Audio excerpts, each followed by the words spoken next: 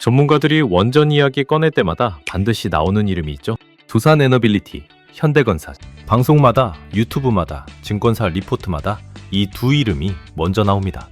근데 오늘 저는 그 이름들 뒤에 조용히 숨어있는 진짜 이야기를 꺼내려고 합니다. 지금 원전 테마주를 갖고 계신 분, 아니면 아직 어디서 어떻게 들어가야 할지 몰라서 망설이고 계신 분, 오늘 이 영상 하나가 그 결정을 완전히 바꿔드릴 수 있어요. 오늘은 왜 전 세계가 다시 원전으로 달려가고 있는지, 이 영상이 끝날 때쯤이면 원전 투자를 바라보는 눈이 완전히 달라져 있을 거예요. 챕터 1. 지금 전 세계가 원전으로 다시 달려가고 있습니다. 자, 먼저 이 이야기부터 시작해야 합니다. 불과 10년 전만 해도 원전은 없애야 할 구시대의 기술이었어요.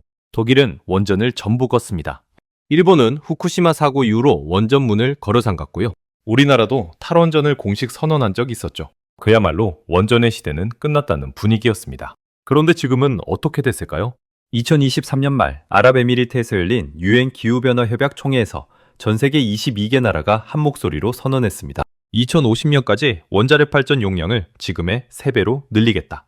미국, 프랑스, 영국, 일본, 캐나다, 그리고 한국까지. 탈원전을 가장 크게 외쳤던 나라들이 이제 원전 확대에 앞장서고 있는 거죠. 도대체 무슨 일이 있었던 걸까요? 여기서 가장 핵심적인 이유 하나를 먼저 말씀드려야 해요. 바로 전기 수요의 폭발적 증가입니다. 여러분, 챗GPT 써보셨죠? 인공지능, 요즘 안 쓰는 분이 없을 정도잖아요. 그런데 이 인공지능이 돌아가려면 거대한 컴퓨터 창고, 데이터 센터가 필요합니다. 그 창고를 24시간 쉬지 않고 돌리려면 어마어마한 전기가 필요하고요. 얼마나 많은 전기가 필요하냐고요? 미국 에너지부 자료에 따르면 미국 내 데이터 센터 전력 소비가 2023년 대비 2028년까지 2배 이상 늘어날 것으로 전망됩니다. 2배예요, 2배. 겨우 5년 사이에 그렇게 된다는 겁니다. 이걸 태양광이나 풍력으로 감당할 수 있을까요? 솔직히 어렵습니다. 태양광은 구름 끼면 발전을 못하고 풍력은 바람이 없으면 멈춰요. 반면 원자력은 날씨 상관없이 365일 24시간 꾸준히 전기를 만들어냅니다. 인공지능 데이터 센터가 딱 필요로 하는 그 안정성이죠. 마이크로소프트, 구글, 아마존이 앞다퉈 원전 회사들과 전력 구매 계약을 맺은 건 우연이 아닙니다. 이 세 회사가 2023년부터 2024년 사이에 체결한 원전 전력 구매 계약만 합쳐도 소형 모듈 원전 기준으로 수십 기 분량에 달해요. 전 세계 최대 기술 기업들이 원전 없이는 인공지능을 돌릴 수 없다고 판단한 겁니다. 여기서 한 가지 이야기를 더 드릴게요. 탈원전의 상징이었던 독일 이야기입니다. 독일은 2023년 4월에 마지막 원전 3기를 완전히 껐습니다. 탈원전 완성이라고 자축했어요. 그런데 결과가 어떻게 됐을까요? 독일의 전기요금은 유럽 주요국 가운데 가장 높은 수준으로 치솟았습니다. 심지어 바로 옆 나라 프랑스에서 원전으로 만든 전기를 수입해서 쓰는 아이러니한 상황이 벌어졌죠. 원전 없애고 원전 전기 사오는 나라가 된 거예요. 이 이야기가 왜 중요하냐면요. 지금 유럽 전체가 독일의 실패를 직접 보면서 원전을 다시 선택하고 있기 때문입니다. 프랑스는 신규 원전 14기 건설 계획을 공식 발표했습니다. 영국은 신규 원전 최대 8기 건설을 추진 중이고요. 폴란드는 역사상 처음으로 원전을 짓겠다고 나섰어요. 네덜란드도 신규 원전 2기 건설을 확정했습니다. 그리고 체코, 신규 원전 건설 사업의 우선 협상 대상자로 한국팀 코리아를 선정했어요. 그 계약 규모가 24조 원입니다. 우리나라 국방 예산의 절반에 맞먹는 돈이 원전 하나로 들어오는 거예요. 그것도 유럽 한복판에서요. 자, 여기서 잠깐 생각해 보세요. 세계가 이렇게 원전으로 달려가고 있고 한국 기업이 24조 원짜리 해외 수주를 따냈어요. 그럼 가장 큰 수혜를 받는 기업이 어디일까요? 지금 여러분 머릿속에는 아마 두산에너빌리티, 현대건설이 떠오르고 있을 겁니다. 맞아요. 그게 당연한 생각이죠. 저도 처음엔 그랬어요. 근데 바로 그 생각, 그게 함정입니다. 지금까지는 왜 원전인지 그 배경을 살펴봤는데요. 진짜 중요한 건 지금부터예요. 두산에너빌리티와 현대건설이 왜 정답이 아닌지, 그리고 그 함정이 어디서 비롯되는지 지금부터 하나씩 풀어드릴게요. 챕터 2. 두산에너빌리티와 현대건설이 왜 답이 아닌가? 자, 솔직하게 말씀드릴게요. 두산에너빌리티, 현대건설. 이 두 회사가 나쁜 회사냐고요? 절대 아닙니다. 훌륭한 회사들이에요. 원전 생태계에서 핵심적인 역할을 하고 있는 것도 맞고요. 근데 투자에서 좋은 회사와 좋은 주식은 전혀 다른 이야기입니다. 여러분 주변에 이런 분 계시죠? 삼성전자 정말 좋은 회사잖아요. 사면 오르겠지 하고 사셨다가 몇 년을 기다려도 본전도 못 찾고 계신 분들이요. 회사가 좋다는 건 이미 모두가 알고 있다는 뜻이고 모두가 안다는 건 그 기대감이 이미 주가에 녹아들어 있다는 뜻이에요. 두산 에너빌리티 주가 한번 보시면 이게 딱 보입니다. 2023년 초만 해도 두산 에너빌리티 주가는 2만 원 아래였어요. 그런데 원전 테마가 본격적으로 달아오르면서 주가가 얼마나 올랐는지 아세요? 최고점 기준으로 20만 원에 육박했습니다. 1년 사이에 10배 가까이 오른 거예요. 이미 10배가 오른 주식이 또 10배가 될 수 있을까요? 불가능하다는 게 아닙니다. 하지만 그 확률과 아직 시장이 모르는 숨겨진 주식이 10배 될 확률, 어느 쪽이 더 높을까요? 여기서 대형주가 가진 구조적 한계를 한 가지 더 말씀드려야 해요. 두산 에너빌리티의 시가총액이 한때 15조 원을 넘었습니다. 현대건설도 비슷한 수준이고요. 이렇게 덩치가 큰 회사는 주가가 크게 움직이려면 엄청난 자금이 필요합니다. 외국인 기관 큰손들이 대규모로 들어와야 주가가 의미 있게 상승하는 구조예요. 반면 시가총액 몇천억 원짜리 중소형 원전 부품 회사는 어떨까요? 상대적으로 적은 자금으로도 주가가 크게 움직일 수 있습니다. 이게 바로 소형주 효과예요. 같은 원전 테마 안에 있어도 탄력이 완전히 다른 거죠. 그런데 여기서 반론을 제기하시는 분들 계실 거예요. 그래도 대형주가 더 안전하지 않나요? 중소형주는 리스크가 크지 않나요? 맞는 말씀이에요. 무조건 작은 회사가 좋다는 게 아닙니다. 제가 말씀드리는 건 지금 이 원전 사이클에서 진짜 돈이 몰리는 곳이 어디냐는 거예요. 비유를 하나 들어드릴게요. 아파트 재개발 구역이 생겼다고 생각해 보세요. 대형 건설사 주가도 오르겠죠? 하지만 그 재개발 구역 바로 앞에서 철근 납품하는 업체, 창호 납품하는 업체, 설비 시공하는 업체들 주가는 어떻게 될까요? 건설사보다 훨씬 더 직접적이고 훨씬 더 빠르게 움직입니다. 원전도 똑같은 구조입니다. 원자로를 만드는 두산 에너빌리티보다 그 원자로 안에 들어가는 특수 부품을 납품하는 회사가 마진도 더 높고 경쟁자도 적고 대체가 불가능한 경우가 많아요. 원전은 한번 납품업체로 선정되면 다른 회사로 바꾸는 게 거의 불가능합니다. 안전인증, 품질검증, 수십 년의 납품 이력이 진입 장벽이 되거든요. 이게 원전 밸류 체인의 숨겨진 구조입니다. 이 구조를 이해하면 왜 지금 시장이 대형주만 쳐다보고 있는지, 그리고 왜 그 시선 밖에 진짜 기회가 숨어 있는지가 보이기 시작합니다. 근데 여기서 이상한 일이 벌어져요. 원전 밸류 체인 전체 지도를 그려보면 대형주가 차지하는 면적은 생각보다 훨씬 작습니다. 오히려 이름도 생소한 중소형 업체들이 원전 전체 공사비의 절반 이상을 나눠 가지고 있어요. 그 안에서 조용히 아무도 모르게 돈을 쌓아가는 회사들이 있습니다. 그 지도를 지금 펼쳐드릴게요. 챕터 3. 원전 밸류 체인의 숨겨진 지도. 원전 하나를 짓는데 얼마나 걸릴까요? 빠르면 10년, 길면 20년입니다. 그리고 그 기간 동안 투입되는 자금이 체코 두쿠바니 원전 기준으로 24조 원이에요. 그 돈이 어디로 흘러가는지 한번 따라가 보겠습니다. 원전을 짓는다고 하면 대부분 원자로를 만드는 회사를 먼저 떠올리죠? 맞아요. 그게 두산 에너빌리티입니다. 그런데 원자로가 원전 전체 공사비에서 차지하는 비중이 얼마인지 아세요? 전체의 20에서 30% 수준입니다. 나머지 70에서 80%는 어디로 가냐고요? 배관, 밸브, 펌프, 계측 제어 시스템, 전기 설비, 터빈, 냉각 시스템, 안전 설비.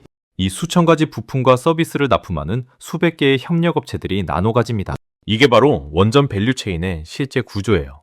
비유를 하나 드릴게요. 고급 레스토랑 하나를 생각해 보세요. 손님들이 기억하는 건 셰프 이름과 레스토랑 간판이죠. 하지만 그 레스토랑이 돌아가려면 식재료 납품업체, 주방기기 업체, 와인 공급업체, 인테리어 업체가 모두 있어야 합니다. 그리고 종종 이런 납품업체들이 레스토랑보다 더 높은 마진을 가져가는 경우가 생겨요. 왜냐하면 셰프가 한번 믿고 쓴 식재료는 쉽게 바꾸지 않거든요. 원전도 똑같습니다. 원전에 들어가는 부품은 일반 산업용 부품이 아닙니다. 원자력 전용 안전등급 인증을 받아야 하고 수십 년 동안 방사선 환경에서도 성능을 유지해야 해요. 이 인증을 받는 데만 수년이 걸리고 한번 인증받은 업체는 사실상 독점적 지위를 갖게 됩니다. 원전 운영사 입장에서는 납품업체를 바꾸는 게 새로 인증받는 것보다 더 위험하고 번거롭거든요. 이걸 업계용어로 락인 효과라고 합니다. 한번 납품처로 선정되면 수십 년 동안 안정적인 매출이 보장된다는 뜻이에요. 그리고 여기서 중요한 숫자 하나를 말씀드려야 해요. 원전의 설계 수명은 보통 40년입니다. 그리고 설계 수명이 끝나도 안전점검을 거쳐 20년씩 수명을 연장해요. 실제로 미국 원전의 상당수가 60년 이상 운영되고 있습니다. 이게 왜 중요하냐면요. 원전을 짓는 동안만 부품을 납품하는 게 아닙니다. 원전이 운영되는 40년에서 60년 동안 유지보수, 교체 부품, 점검 서비스 수요가 꾸준히 발생해요. 한번 원전의 납품업체로 등록되면 수십 년치 매출이 예약되는 구조인 거죠. 이걸 이해하고 나면 원전 부품 중소형주가 왜 대형주보다 훨씬 매력적인 투자 대상인지가 보입니다. 자, 그럼 이제 지도를 다 펼쳤어요. 원전이 왜 다시 뜨는지도 알았고, 왜 대형주만 쳐다보면 안 되는지도 알았고, 원전 부품 업체가 왜 구조적으로 유리한지도 이해했어요. 이 부분은 놓치면 앞에서 말한 게 전부 소용없습니다. 지금부터가 오늘의 핵심이에요. 드디어 그 주식의 정체를 공개할 시간이 됐습니다. 챕터 4. 그 주식의 정체. 지금 공개합니다. 자, 이제 이름을 말씀드릴게요. 오늘 제가 주목하는 원전 수혜주는 크게 세 가지 계열로 나눌 수 있습니다. 원전 계측 제어 시스템, 원전 특수 밸브 및 배관, 그리고 소형 모듈 원전 핵심 부품군이에요. 첫 번째, 계측 제어 시스템 분야입니다. 원전에서 계측 제어 시스템은 사람으로 치면 두뇌와 신경계예요. 원자로 내부 온도, 압력, 방사선 수치를 실시간으로 감지하고 이상이 생기면 즉각 원자로를 멈추는 핵심 안전장치입니다. 이 시스템이 오작동하면 원전 전체가 멈춰야 해요. 그만큼 배체가 불가능하고 한번 납품업체가 되면 수십 년 동안 유지보수 계약까지 자동으로 따라옵니다. 이 분야에서 국내 핵심 기업으로 꼽히는 곳이 우리기술입니다. 우리기술은 한국형 원전의 계측 제어 시스템을 독점적으로 공급해온 회사예요. 체코 원전 수출에 팀코리아가 선정된 순간 이 회사의 수주, 파이프라인도 함께 열린 겁니다. 두 번째, 특수 밸브 및 배관 분야입니다. 원전 내부에는 수천 개의 밸브가 있습니다. 일반 산업용 밸브가 아니에요. 원자력 등급, 즉 N스탬프 인증을 받은 특수 밸브만 쓸 수 있어요. 이 인증을 보유한 국내 업체 수가 손에 꼽힐 정도로 적습니다. 이 분야에서 주목할 기업이 BHI와 에너토크입니다. BHI는 원전 열교환기와 압력용기 전문 업체로 국내 원전뿐 아니라 해외 수출 원전에도 핵심 부품을 납품하고 있어요. 에너토크는 원전 전동 액추에이터, 쉽게 말해 원전 밸브를 자동으로 여닫는 장치를 만드는 회사인데 이 분야에서 국내 점유율이 압도적입니다. 세 번째, 소형 모듈 원전 핵심 부품군입니다. 소형 모듈 원전, 즉 SMR은 지금 원전 시장의 차세대 핵심 키워드예요. 기존 대형 원전보다 훨씬 작고 공장에서 모듈을 만들어 현장에서 조립하는 방식이라 건설 기간이 짧고 비용도 적게 들어요. 마이크로소프트, 구글이 전력 공급원으로 선택한 방식이 바로 이 SMR입니다. 이 분야에서 눈여겨볼 기업이 한전기술과 두산바콕입니다. 한전기술은 소형 모듈 원전 설계 역량을 보유한 사실상 국내 유일의 원전 설계 전문 기업이에요. 두산바콕은 영국에 본사를 둔 두산그룹 계열사로 영국 정부의 소형 모듈 원전 건설 사업에 핵심 파트너로 참여하고 있습니다. 이 회사들의 공통점이 뭔지 아세요? 첫째, 이름이 생소합니다. 방송에 잘 안 나와요. 둘째, 시가총액이 상대적으로 작아요. 주가 탄력이 크다는 뜻입니다. 셋째, 이미 수주 파이프라인이 가시화되고 있어요. 꿈이 아닌 현실의 이야기예요. 근데 여기서 이게 왜 중요하냐면요. 이 회사들은 지금 기관 투자자들이 조용히 담기 시작한 종목들입니다. 외국인과 기관의 수급이 들어오기 시작하면 개인 투자자들이 알아채기 전에 주가가 먼저 움직여요. 지금이 바로 그 시점입니다. 숫자가 거짓말을 하지 않는다고 했죠. 이 회사들의 실제 재무 데이터를 지금 바로 확인해 드릴게요. 챕터 5. 숫자가 거짓말하지 않는다. 투자에서 가장 위험한 말이 뭔지 아세요? 오를 것 같다입니다. 느낌이나 분위기로 투자하면 반드시 후회하는 순간이 옵니다. 그래서 지금부터는 숫자로 이야기할게요. 먼저 우리기술입니다. 우리기술의 수주 잔고가 2024년 기준으로 4천억 원을 넘어섰습니다. 불과 3년 전과 비교하면 2배 이상 늘어난 수치예요. 영업이익률은 15% 이상을 꾸준히 유지하고 있는데 이게 얼마나 대단한 숫자냐면요. 일반 제조업 평균 영업이익률이 5에서 7% 수준인 걸 감안하면 우리기술의 15%는 압도적인 수익성이에요. 왜 이렇게 마진이 높을까요? 독점에 가까운 공급 지위 때문입니다. 경쟁자가 없으니 가격 협상력이 일반 납품업체와 다를 수밖에 없어요. 체코 원전 수주 이후 우리기술이 팀코리아의 계측 제어 공급업체로 공식 선정될 경우 추가 수주 규모만 수천억 원에 달할 것으로 업계에서는 보고 있습니다. 두 번째, BHI입니다. BHI의 2023년 매출은 전년 대비 30% 이상 증가했어요. 더 중요한 건 수주 잔고의 질입니다. 국내 원전 정비 물량은 기본이고 해외 신규 원전 수출 물량이 파이프라인에 담기기 시작했어요. 한국 원전이 해외로 나가면 나갈수록 BHI의 수주도 자동으로 따라서 늘어나는 구조입니다. 세 번째, 에너토크입니다. 에너토크는 원전 전동 액추에이터, 국내 시장에서 점유율이 70%를 넘습니다. 사실상 독점이에요. 그리고 이 회사가 지금 해외 시장으로 눈을 돌리고 있어요. 체코, 폴란드, 사우디 원전에 납품하기 위한 해외 인증을 동시에 진행 중입니다. 해외 인증이 완료되는 순간 에너토크의 매출 규모는 지금과 완전히 다른 레벨로 점프할 수 있습니다. 자, 여기서 중요한 이야기를 하나 드려야 해요. 이 세 회사의 시가총액을 합산하면 2조 원이 채 되지 않습니다. 체코 원전 수주 금액 단 하나가 24조 원인데 이 수주에서 파생되는 부품 납품 물량을 받아갈 회사들의 총 시가총액이 2조 원도 안 된다는 거예요. 아직 시장이 이 회사들을 제대로 평가하지 않고 있다는 뜻입니다. 주식시장은 항상 이렇게 작동해요. 먼저 움직이는 사람이 수익을 가져가고 늦게 알아챈 사람이 비싸게 삽니다. 그리고 지금 이 순간이 바로 그 경계선 위에 있어요. 그런데 바로 이때 한 가지 더 생각해 봐야 할 게 있습니다. 왜 지금인가요? 왜 내년도, 내후년도 아닌 지금이냐고요? 그 타이밍의 비밀을 지금부터 말씀드릴게요. 챕터 6. 지금 이 순간이 왜 마지막 기회인가? 제가 오늘 이 영상을 만든 건 단순히 원전 정보를 드리려는 게 아닙니다. 지금 이 시점을 여러분이 반드시 알아야 한다고 생각했기 때문이에요. 왜냐하면 지금 원전 수주 캘린더가 동시다발적으로 터지고 있거든요. 체코 두코바니 원전은 2025년 본계약 서명을 목표로 최종 협상이 진행 중입니다. 계약이 공식 확정되는 순간 관련 부품 업체들의 수주 계약도 도미노처럼 이어질 거예요. 시장은 그보다 먼저 움직입니다. 계약 확정 뉴스가 뜨는 순간에는 이미 늦어요. 폴란드 원전 건설 사업은 어떨까요? 폴란드는 역사상 처음으로 원전을 짓겠다고 공식 선언했습니다. 한국 기업들이 이 사업에도 적극적으로 뛰어들고 있고 2025년 안에 우선 협상 대상자 선정이 있을 것으로 보고 있어요. 사우디아라비아도 있습니다. 사우디는 2023년부터 원전 건설 파트너를 물색하고 있는데 한국과의 협상이 가장 빠르게 진행되고 있어요. 사우디 원전 시장은 체코보다 규모가 훨씬 큽니다.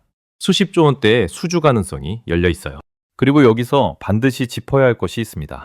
소형 모듈 원전, SMR의 본격 착공 타임라인이에요. 마이크로소프트가 3마일섬 원전 재가동 계약을 체결한 거 아시죠? 구글은 카이로스 파워와 소형 모듈 원전 전력 구매 계약을 맺었어요. 아마존은 엑스에너지와 손잡고 2023년에 소형 모듈 원전 전력 구매 계약을 공식 발표했습니다. 이 계약들이 실제 착공으로 이어지는 시점이 2027년에서 2028년 사이입니다. 그 착공이 시작되면 부품 발주가 동시에 쏟아져요. 지금 조용히 인증 준비하고 수주 파이프라인 쌓고 있는 국내 중소형 원전 부품 업체들이 그 발주를 받아가는 구조입니다. 2027년, 2028년에 매출이 터지는 회사 주식을 언제 사야 할까요? 그 매출이 터지고 난 뒤에는 이미 주가가 반영이 끝나 있어요. 시장은 항상 6개월에서 1년 앞을 봅니다. 즉, 지금 이 순간이 그 진입 타이밍입니다. 저도 처음엔 이게 과장된 이야기처럼 들렸어요. 원전이 다시 뜬다고, 중소형 부품주가 폭등한다고. 하지만 숫자를 보고, 수주 캘린더를 보고, 글로벌 빅테크 기업들의 움직임을 보고 나니까 이게 과장이 아니라는 걸 알게 됐습니다. 그런데 이렇게 좋아 보이는 이야기에는 반드시 리스크가 있습니다. 그 리스크를 모르고 투자하면 좋은 정보가 오히려 독이 됩니다. 솔직하게 말씀드릴게요. 챕터 7. 반드시 알아야 할 리스크. 솔직하게 말씀드립니다. 저는 오늘 이 영상에서 원전 부품, 중소형주를 무조건 사라는 말을 하지 않을 거예요. 투자는 기회와 리스크를 함께 봐야 합니다. 한쪽만 보여드리는 건 여러분께 솔직하지 못한 거예요. 첫 번째 리스크는 정책 리스크입니다. 원전 산업은 정부 정책에 극도로 민감합니다. 우리나라도 정부가 바뀌면서 탈원전과 친원전 사이를 오갔잖아요. 지금은 친원전 기조가 강하지만 이 정책이 언제 어떻게 바뀔지는 아무도 모릅니다. 특히 중소형 원전 부품 업체들은 정책 방향이 바뀌면 수주 파이프라인 자체가 흔들릴 수 있어요. 이 리스크를 어떻게 관리해야 할까요? 한 가지 회사에 자금을 몰아넣지 않는 것입니다. 원전 밸류체인 안에서도 계측 제어, 밸브 배관, 소형 모듈 원전 등 서로 다른 분야로 분산하면 정책 리스크를 완화할 수 있어요. 두 번째 리스크는 수주 지연입니다. 원전 프로젝트는 계획대로 진행되는 경우가 드뭅니다. 체코 원전도 본계약이 수차례 연기된 전례가 있어요. 수주 지연은 매출 인식 시점을 늦추고 주가에 단기적으로 부정적인 영향을 줄 수 있어요. 이 리스크를 어떻게 볼 것이냐? 단기 트레이딩이 아닌 3년에서 5년의 중장기 관점으로 접근해야 한다는 뜻입니다. 원전 사이클은 짧게 끝나는 테마가 아니에요.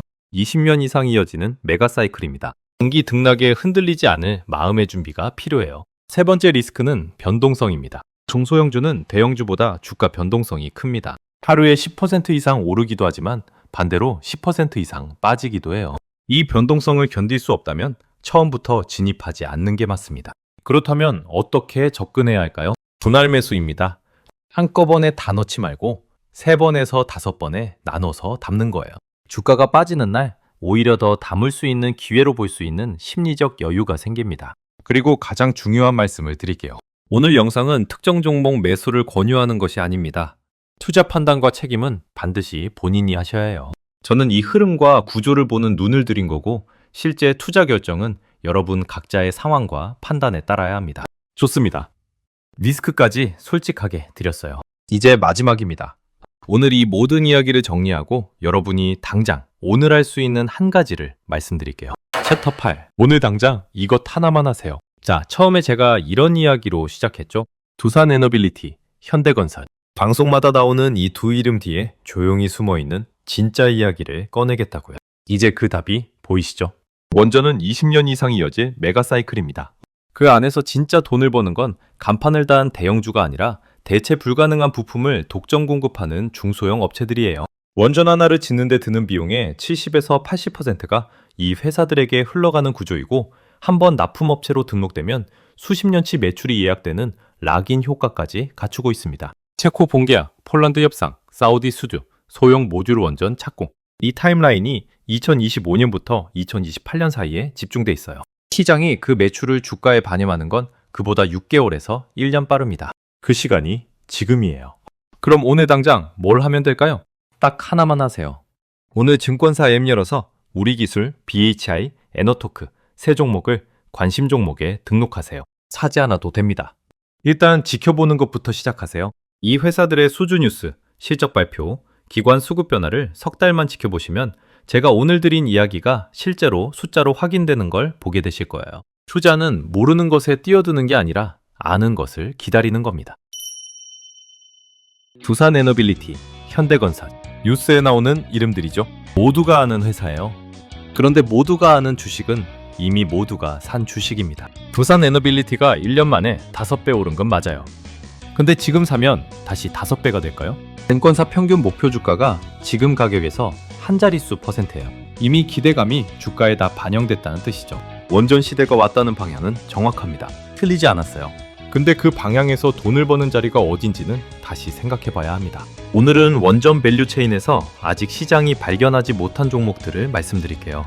대장주 뒤에 조용히 서 있는 회사들, 그 이름을 오늘 확인하실 수 있습니다. 챕터 1. 원전의 시대, 다시 찾아온 그 신호.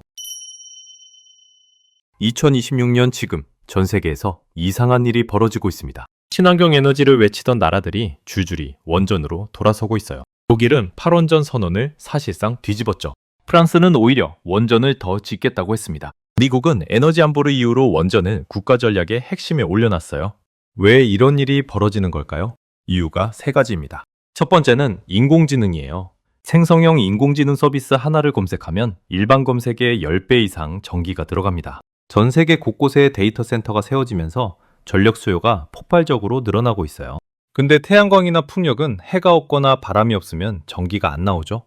24시간 끊김없이 전기가 필요한 데이터 센터에는 맞지 않는 에너지원이에요.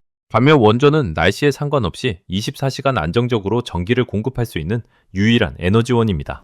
두 번째는 탄소 중립 목표입니다. 국제에너지기구 전망에 따르면 2050년까지 탄소 중립을 달성하려면 전 세계 원전 설비 용량이 지금의 2배 이상으로 늘어야 한다고 합니다. 지금 가동 중인 원전으로는 턱없이 부족하다는 얘기죠. 세 번째는 에너지 안보입니다. 러시아와 우크라이나 전쟁 이후 특정 나라 에너지에 의존하면 어떤 일이 벌어지는지 온 세계가 목격했죠. 자국 내에서 안정적으로 생산할 수 있는 원전이 다시 주목받는 이유입니다. 그리고 이 흐름 속에서 한국은 정말 좋은 위치에 서 있어요. 체코 두쿠바니 원전 수주를 기억하시죠?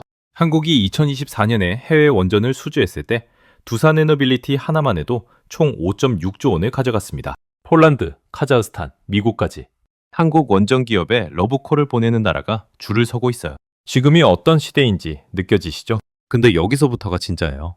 이게 왜 두산에너빌리티 이야기가 아닌지 이제 말씀드리겠습니다. 챕터 2. 두산에너빌리티, 이미 늦은 이유. 솔직하게 말씀드릴게요. 두산에너빌리티는 좋은 회사입니다. 틀림없어요. 체코 수주도 했고 SMR 전용 공장도 짓고 있고 미국 빅테크와 가스터빈 계약도 맺었죠. 근데 그게 바로 문제예요.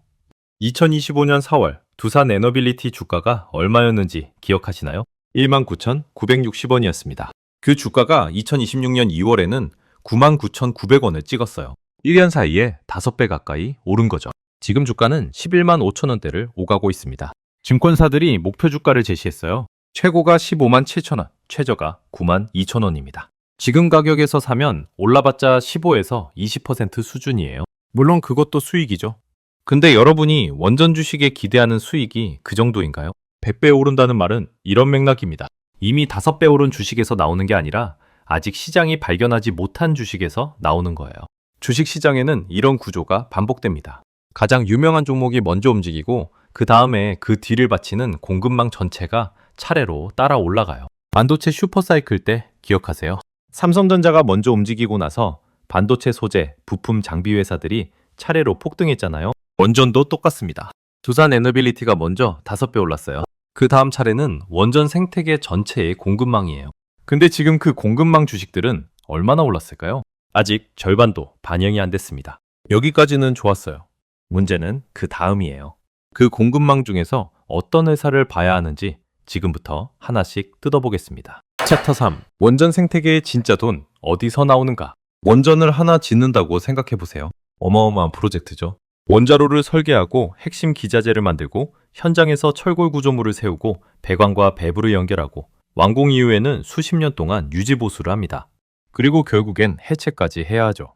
이 전 과정에서 돈이 들어가는데 두산 에너빌리티는 그중 원자로 핵심 기자재를 담당합니다. 물론 가장 중요한 자리예요. 근데 생각해보세요. 원전 하나를 짓는데 수십조 원이 들어갑니다. 두산 에너빌리티 몫이 5.6조 원이라면 나머지는 어디로 가는 걸까요? 설계, 배관, 철구조물, 전기설비, 유지보수, 폐기물 처리. 이 모든 걸 담당하는 회사들이 따로 있어요. 그리고 이 회사들이 지금 아무도 주목하지 않는 사이에 조용히 자리를 잡고 있습니다. 비유를 하나 들어볼게요. 아파트를 짓는다고 해봅시다. 건설사가 가장 크게 보이죠?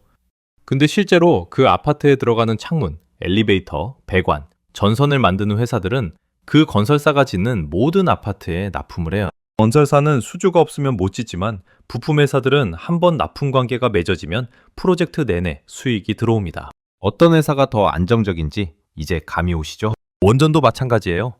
설계 없이는 원전을 지을 수 없고 유지보수 없이는 원전을 가동할 수 없습니다. 지금까지는 배경이었고요. 진짜 중요한 건 지금부터예요. 이 구조 속에서 가장 먼저 주목해야 할 회사가 어디인지 이제 직접 말씀드리겠습니다. 챕터 4. 한전기술. 원전이 세워지면 반드시 거쳐야 하는 곳. 세상에 원전 설계를 처음부터 끝까지 혼자 다 할 수 있는 회사가 몇 개나 될까요? 전 세계를 통틀어서 딱 하나입니다. 한전기술이에요. 원자로 개통 설계와 원전 종합 설계를 모두 수행하는 회사는 지구상에 한전기술밖에 없습니다. 미국도, 프랑스도, 러시아도 이 두 가지를 한 회사에서 다 하지는 못해요. 이게 왜 중요하냐면요. 체코 두코바니 원전을 수주했을 때 두산 에너빌리티가 기자재를 맡았죠. 근데 원전을 어떻게 지을지 설계하는 건 누가 있을까요? 한전기술입니다. 폴란드도 마찬가지예요. 카자흐스탄도 그렇습니다. 한국이 해외 원전을 수주할 때마다 한전기술의 설계 용역이 자동으로 따라갑니다. 두산 에너빌리티 수주 소식이 들릴 때마다 한전기술도 함께 올라가는 구조예요. 24일 기준으로 한전기술이 18만 6,100원에 거래됐는데 하루 만에 3.16% 올랐습니다. 두산 에너빌리티 뉴스가 나올 때마다 한전기술이 같이 반응하는 이유가 바로 이 수주 연동 구조 때문이에요. 근데 한전기술이 가진 가장 큰 장점은 따로 있습니다. 두산 에너빌리티처럼 대규모 자본을 들여서 공장을 짓고 기자재를 생산하는 게 아니에요. 설계라는 건 사람의 머릿속에 있는 기술이기 때문에 추가 수주가 늘어도 비용이 크게 늘어나지 않습니다. 즉 수주가 2배가 되면 영업이익이 거의 2배 가까이 늘어나는 구조죠. 이걸 알고 나면 세상이 다르게 보일 거예요. 챕터 5. 한전 KPS와 BHI. 지금 말씀드릴 두 회사는 조금 다른 이야기입니다. 한전기술이 원전을 짓기 전에 돈을 버는 회사라면 이 두 회사는 원전을 지은 후에 돈을 버는 회사예요. 먼저 한전 KPS입니다. 원전이 완공되고 가동을 시작하면 그때부터 유지보수가 시작됩니다. 원전은 자동차처럼 혼자 고칠 수 있는 게 아니에요. 방사능 환경에서 특수장비와 기술을 갖춘 인력이 반드시 필요하죠. 국내 원전 유지보수를 독점으로 담당하는 회사가 바로 한전 KPS입니다.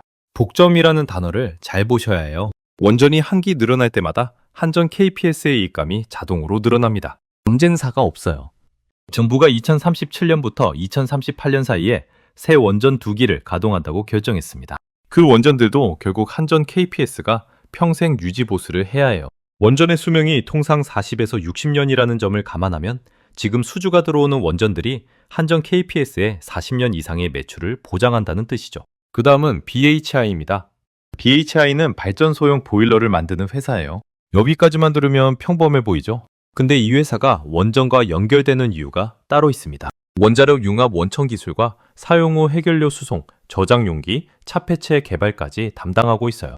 원전 가동 이후 단계, 특히 해결료를 처리하는 과정에서 반드시 필요한 기술을 가진 회사입니다. 이 부분이 핵심이에요.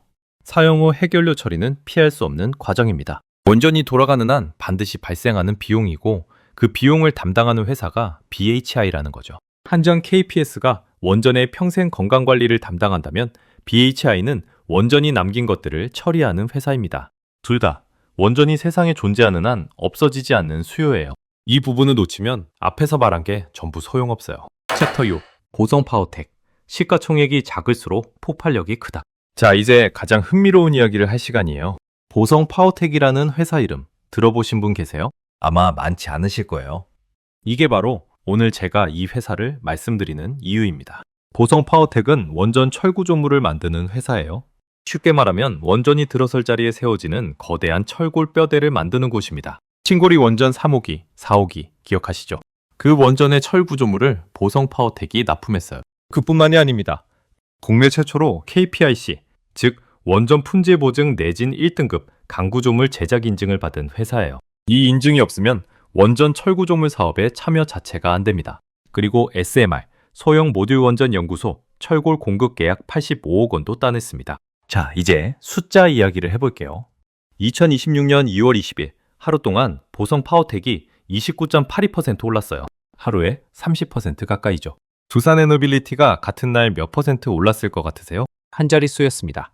이게 바로 시가총액의 마법이에요. 두산에너빌리티에 100억 원이 들어오면 주가가 움직이는 폭이 크지 않아요. 이미 수십조 원짜리 회사이기 때문에 100억 원은 물 한 방울이거든요. 근데 보성파워텍 같은 중소형주에 100억 원이 들어오면 얘기가 완전히 달라집니다. 시가총액이 작은 회사일수록 같은 자금이 들어왔을 때 주가가 더 크게 움직이죠. 두산에너빌리티가 5배 오를 때 보성파워텍은 실제로 280% 넘게 오른 시점이 있었습니다. 그런데 지금 두산에너빌리티가 이미 고점권에 와 있다면 이제 그 자금이 어디로 이동할까요?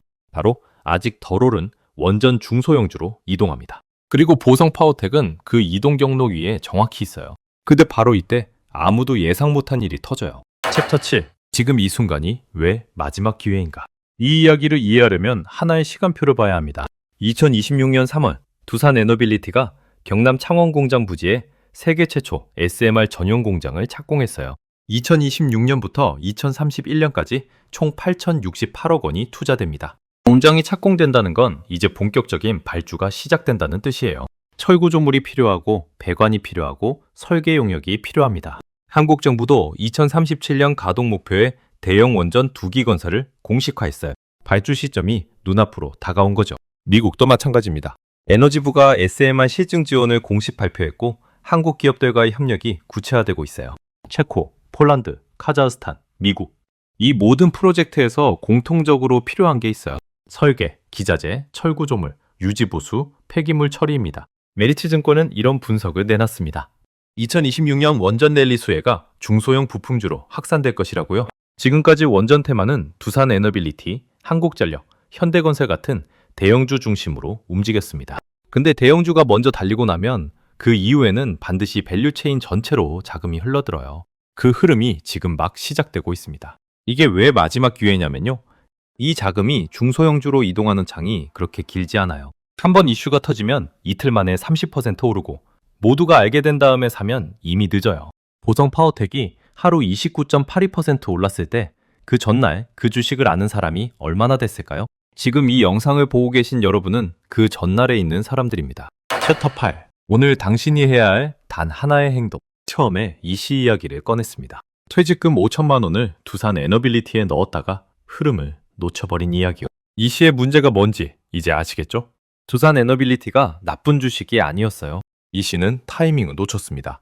원전 시대가 왔다는 건 맞았어요. 근데 그 시대에서 돈을 벌 수 있는 자리를 잘못 잡았죠. 이제 같은 실수를 2번 하지 않으려면 오늘 이것 하나만 기억하시면 됩니다. 대장주가 먼저 오르고 나면 돈은 반드시 공급망 전체로 흘러들어갑니다. 두산 에너빌리티는 이미 5배 올랐어요. 이제 원전 설계의 한전 기술, 유지 보수의 한전 KPS, 보일러와 해결료 처리의 BHI, 철구조물의 보성 파워텍, 이 네 회사의 차례입니다. 한 번에 몰빵하라는 이야기가 아닙니다. 오늘 당장 이것 하나만 해보세요. 이 네 회사 이름을 증권앱에서 검색해보세요. 그리고 최근 2년 주가 흐름을 두산 에너빌리티와 비교해보세요. 차이가 보일 거예요.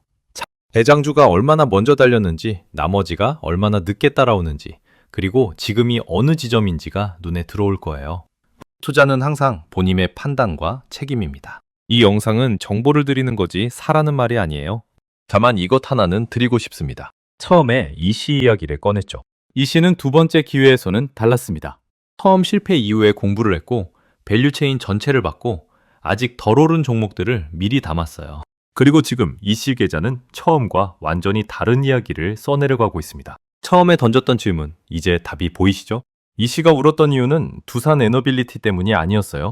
공급망을 몰랐기 때문이었습니다. 오늘 영상이 도움됐다면 구독 한번 눌러주세요. 다음 영상에서는 오늘 언급한 4종목의 실적과 목표 주가를 하나씩 더 깊이 파고들겠습니다.